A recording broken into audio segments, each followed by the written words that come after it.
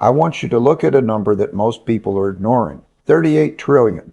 That is the current U.S. gross national debt as of January 2026. Most investors are looking at the S&P 500 and celebrating a soft landing, but I have seen this movie many times before in my study of the last 500 years of history. We're no longer in a standard business cycle. We're in a late-stage systemic deleveraging. My central thesis is simple. We have reached the mathematical limit where the cost of servicing our past debt is cannibalizing our ability to fund our future, forcing a breakdown of the existing global monetary order. This is the big cycle reaching its apex.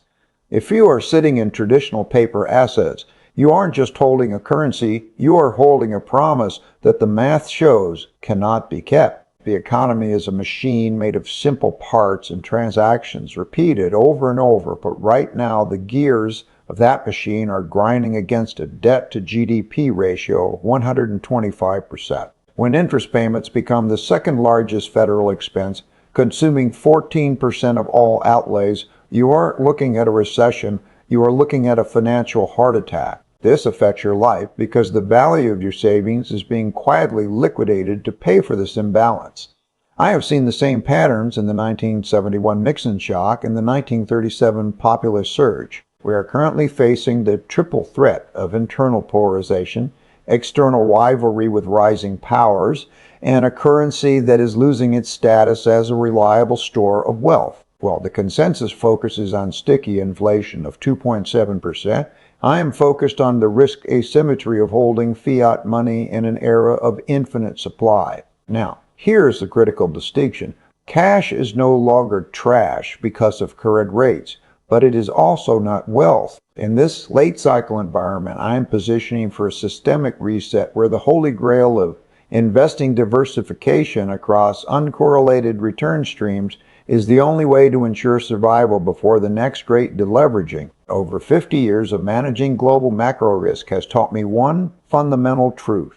The economy is a simple machine made of simple parts and transactions repeated over and over. Right now, my study of the data shows this machine is entering its most volatile phase in nearly a century, what I call a late-stage, long-term debt cycle reset. In the next few minutes, I will show you why the current fiscal path isn't just a challenge, but a mechanical impossibility without a major shift in how wealth is stored. You see, most people view the economy through the lens of their lifetime experience, but you must look at it through the lens of history. We are currently seeing a rare convergence of three historic eras: the stagflationary spiral of the 1970s, the internal political polarization of the 1930s, and the breakdown of the post-WW1 monetary order. When these cycles align, the rules of the game change.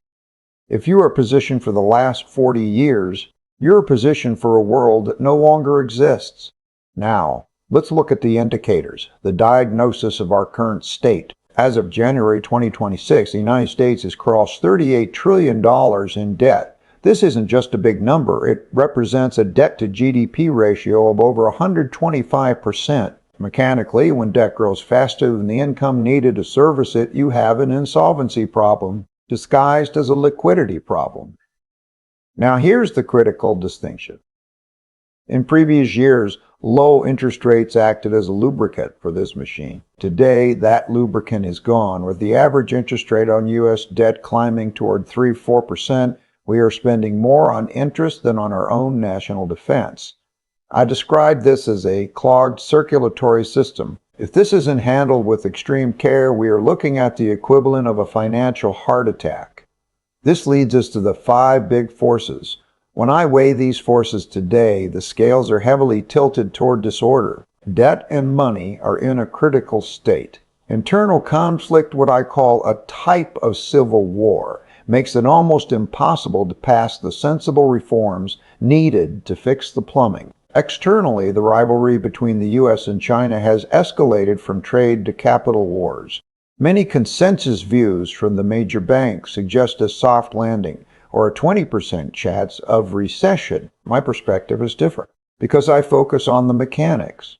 You cannot have a soft landing when the cost of servicing old debt is cannibalizing the investment needed for future growth. While AI is a fantastic productivity engine, history confirms that technology alone cannot solve a debt crisis. It only changes who wins the next era. I have often said that cash is trash, but let me refine that for today's context. While high rates make cash look attractive in the short term, it remains an ineffective store of wealth over the long haul because the only way out of a debt trap is to print money, which inevitably depreciates the currency. This is why I view gold not as a speculative bet, but as the second most important reserve currency in a world where fiat value is being eroded.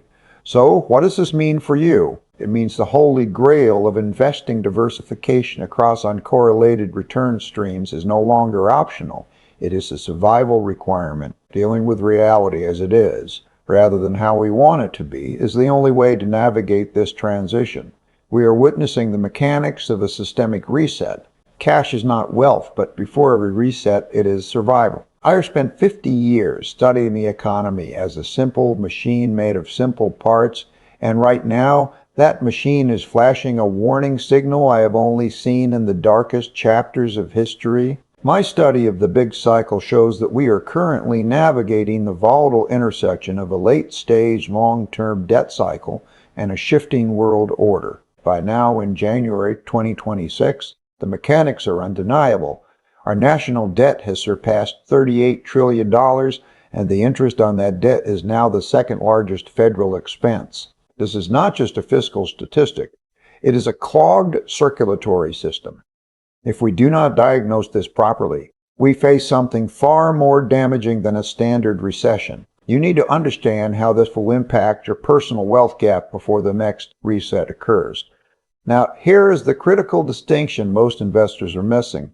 History does not repeat, but it rhymes with mechanical precision. What we are seeing today is a rare convergence of three distinct eras: the stagflationary devaluation of 1971, the internal populist polarization of 1937, and the systemic breakdown of the 1944 Bretton Woods Order. When I look at the five big forces: debt, internal conflict, external rivalry, acts of nature, and technology, every indicator is moving into a high-risk zone. While the consensus focuses on a soft landing, I see a financial heart attack. The U.S.-China rivalry has evolved from trade disputes into capital wars, and while AI provides a massive productivity engine, it is simultaneously widening the wealth gap to a breaking point. We are effectively in a type of civil war where the orderly transition of power is no longer a given. Look at the data. With interest rates at 3.36%, the cost of maintaining our debt is consuming 14% of all federal outlays. This is the classic late cycle squeeze. Many believe holding cash is safe because of current rates, but I have learned that in a period of fiat depreciation, cash is a deceptive store of value. This is why I maintain the diversified portfolio. The holy grail of investing must include 10 to 15% in gold, which is acting as the world's secondary reserve currency as the dollar status is challenged. We are at a point where the supply of debt is far outstripping the demand for it. When foreign buyers pull back from treasuries, the only remaining move for the machine is to print more money, which further devalues the currency you labor to earn. Dealing with reality as it is, rather than how we want it to be, is the only way to survive this transition. Cash is not wealth, but before every reset, it is survival. The economy is a machine made of simple transactions, but today, that machine is under more strain than most realize. As I look at the data for January 2026, I see a nation carrying $38 trillion in debt, with interest payments now the second largest federal expense. This is a classic late-stage cycle diagnosis. When debt to GDP hits 125%, you aren't just looking at a budget problem, you're looking at a clogged circulatory system that risks a financial heart attack. Now here's the critical distinction. Most observers focus on the next quarter, but I am looking at the big cycle. We are living through a convergence of the 1970s stagflation and the 1930s internal conflict. History confirms that when wealth gaps reach these levels, the internal order breaks down into a type of civil war. We see it in the populism and the irreconcilable differences currently paralyzing our institutions. My five-force analysis shows escalating risks across the board. Beyond debt and internal strife, we are in a capital war with rising rivals where the U.S. dollar status as the sole reserve currency is under unprecedented pressure. While AI provides a productivity boost, it exacerbates the gap between those who own the machines and those who are displaced by them. This is the reality we must deal with. For the individual investor, the implications are clear. The consensus is betting on a soft landing, but I see a systemic reset of the monetary order. Holding debt instruments is not a long-term store of wealth when the supply of that debt is overflowing. You need to move toward real assets and uncorrelated returns. The big story isn't just it is the depreciation of fiat money and the rising importance of gold as a reserve asset. Cash is not wealth, but before every reset, it is survival. I have spent my life observing the economy as a machine, and as we enter 2026, the data shows the machine is reaching a breaking point in its long-term debt cycle. My central thesis is simple. The era of debt-fueled prosperity has reached its mathematical limit, shifting us from a period of growth into a period of systemic devaluation. Early in my career, I learned that if you don't understand the forces driving a machine, you will be its victim. Today, that means understanding that your personal wealth is currently tied to a circulatory system that is becoming dangerously clogged. Let's look at the reality as it is. We're staring at $38 trillion in national debt, with interest payments consuming 14% of all federal revenue. When the cost of past consumption becomes one of your largest expenses, you are no longer in a late-stage deleveraging. Now, here's the critical distinction most investors miss. History doesn't repeat, but it rhymes. My study of the 1930s and the 1971 Nixon shock confirms that when internal polarization meets a challenge to the reserve currency, the rules of the game change. We are currently seeing a type of civil war domestically while external rivals engage in what I call capital wars. I diagnose our current state as a systemic reset. While the consensus expects a soft landing, I see the risk of a financial heart attack if this debt isn't handled with radical transparency. Now, consider your own position. In this late cycle environment, the holy grail is not picking the right stock, but finding diversification across uncorrelated return streams. I've seen that holding money in debt instruments is not an effective store of wealth when debt supplies are this abundant. You must recognize that while AI is a fantastic productivity engine that cannot print its way out of a currency crisis, I have found that gold is not a dead asset. It is a neutral reserve currency that protects against the depreciation of fiat money.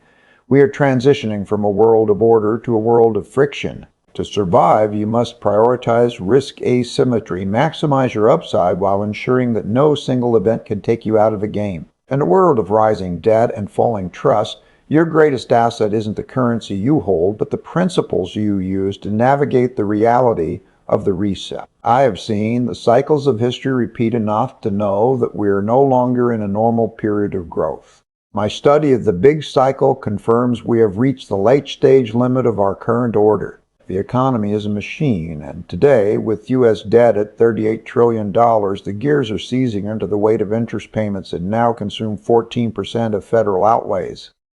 We are diagnosing a financial heart attack. This isn't just a theory. We are seeing 1930-style internal conflict and 1970-style stagflation collide in real time. Now, here is the critical distinction. While the consensus predicts a soft landing, the mechanics of the five big forces suggest a breakdown of the global monetary order.